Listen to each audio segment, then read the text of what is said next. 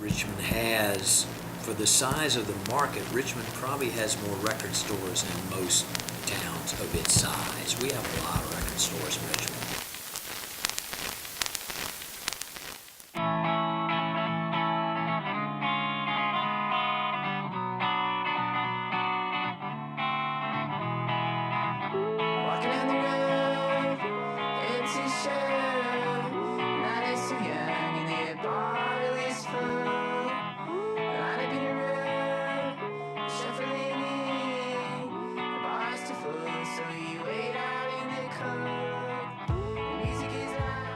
Hi, I'm Bobby Egger. I own Vinyl Conflict Records in Richmond, Virginia.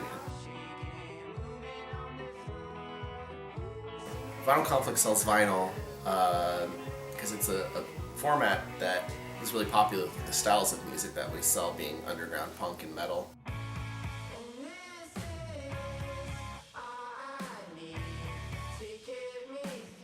My name is Jay Levitt. Name of the store is Deep Groove Records.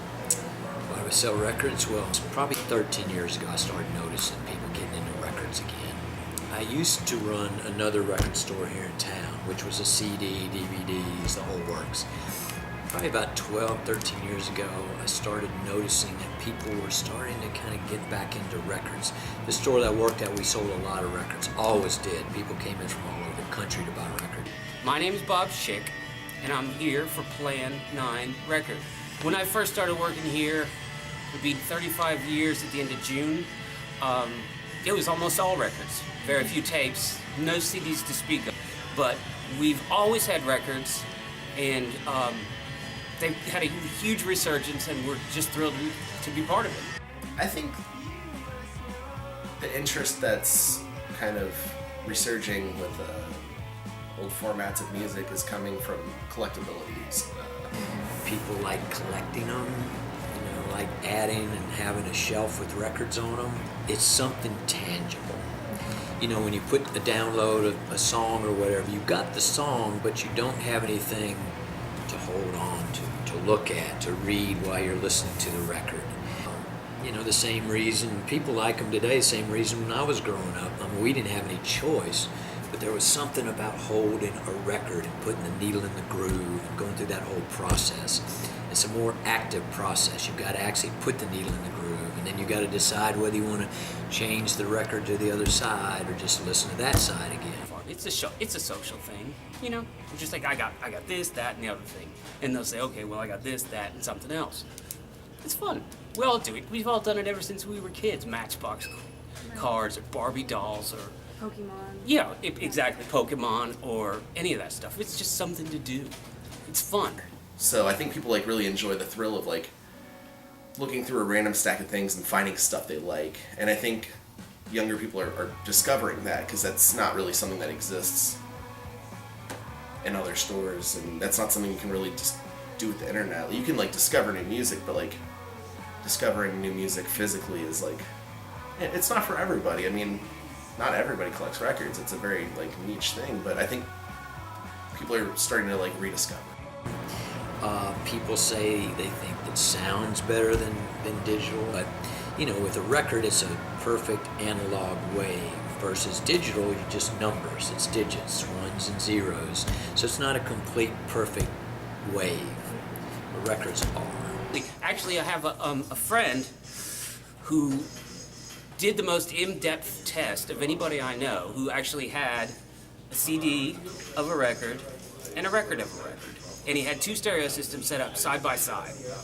And he was completely convinced when he was done that the physical act of putting the needle on the record at the turntable resulted in a clearer, more full-sounding experience for him. And some of the warm feel that you get is from its wear. Years of playing it and handling it, and sometimes it gets roughhoused, and those are the noises people kind of like. And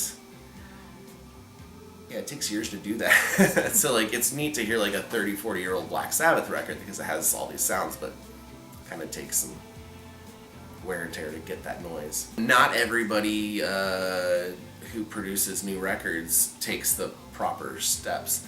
Now it's pretty easy to make a record, and there's a lot of production that goes into it that's missing. As much as I want to say yes, it does have a warmer feel, not every single new record does. Sometimes those records are actually missing out, and they're made straight from like the same digital file that you would hear on the internet. So actually there is no variance.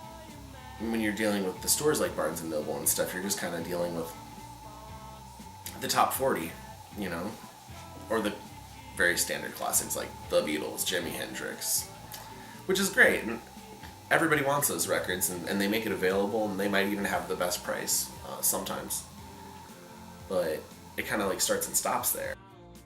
So, as like Spotify is taking over, as like Target and Walmart and Barnes and Noble are selling vinyls, do you think that like your store and like other vinyl stores have like a future? Like, do you think the interest Absolutely will be sustained?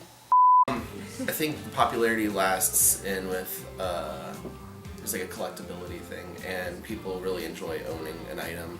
When you hear like a band on like Bandcamp or YouTube, you might enjoy it. You might like put it in a playlist or listen to it a bunch of times, but like there's something like special about being able to like, if you like this album, having it and owning it and being able to look at it that you just don't really get with an MP3 or, you know, just like a streaming site like Spotify. Like Spotify is perfect in ways because it has everything, but when you have everything, how do you kind of like select what you want? And if you like build a record collection at home, it's fun to be able to like pick out from things that you've purchased and like kind of own. So I think shops like ours, and I can probably speak for every independent record store, are taking time to like check out these bands, listen to these bands, find things that they think our customers will like. And while I do tend to favor the things I like, we also carry a whole lot of things that I would never put on in a million years, because it's not about me. It's about what everybody else wants. Like, get to know your customers, you know, build relationships with your customers, find out what they like, and then, you know, when like a new album comes out, you know, there's something neat about being able to walk in. If I like recognize you and like pulled out a record, I was like, hey, I think you're gonna like this, put it on and you love it. You're not gonna get that in all these other stores. You're not getting that from Spotify. Like, you kind of have to research unless you listen to one of their like suggested playlists, and you know, you might find something you like in that, but you skip a lot. You know, if you're speaking with people, they get to know you. And I think that's my favorite part about doing it, is that I've gotten to know a lot of people in this area and their tastes, and you get to figure out, like, you put the puzzle pieces together. We're getting to a point where we have a lot of fathers and their children coming in. It's cross-generational, and then they go up to people. I'm 63. We have people older than me coming in. All ages. One thing I have found about people that do buy records or into records is that they're music lovers. They love music. And I think it's a really personal experience that, you know, it gets hard, it ebbs and flows, the popularity comes and goes, but I think there's always a need for it.